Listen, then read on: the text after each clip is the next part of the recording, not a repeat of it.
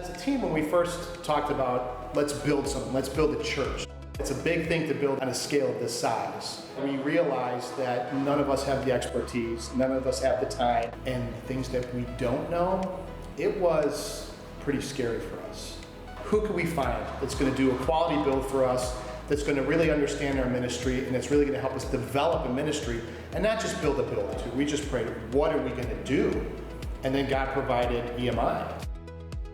What we've seen really in Cambodia is the need and the value of having EMI in locations all around the world. We provided design for this church and oversaw the construction of it.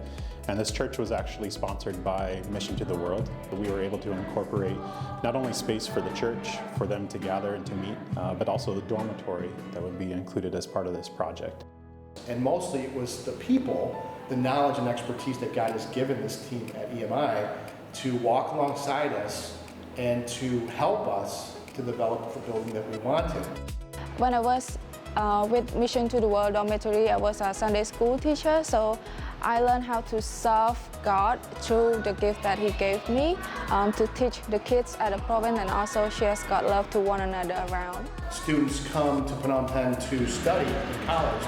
There's no place for them to stay. They don't have community, so we needed to create something like that, which would be an opportunity for our students to not be homesick and to have a safe place to stay, and also be able to then exercise their ministry skills to serve in the church.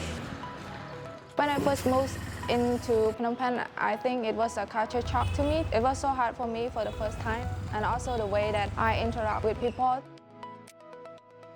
When they first arrive, we observe that they feel like quiet, but the time over, relationship is changed. They ask a question to each other. That is a good communication. They can help each other. I'm happy for people that they have a chance to live there because it's really benefits to your faith, which make us feel close to each other and help build one another. The first time that we reached out to EMI, our fears were relieved. We came into the offices, we met with the crew of people, and they really asked us about our ministry. The expertise that they had at EMI showed us, you want to do this ministry? Well, you might need this, this, and this. And we thought, wow, we never thought about that. Cambodians are the ones leading the way. They're leading these projects for organizations that are making an impact in their communities. And it's a blessing for us, just as EMI, to have come alongside them and be able to just be a small part in helping them realize what it is that God is doing in them and using their skills to be able to serve their own people. We felt like we're on the same team. It wasn't, we hired a place to kind of build a building for us. It's no, we partnered with an organization that's serious about ministry and serious about meeting our goals. We saved so much time, energy, effort, and money going through EMI than if we would have done this project by ourselves.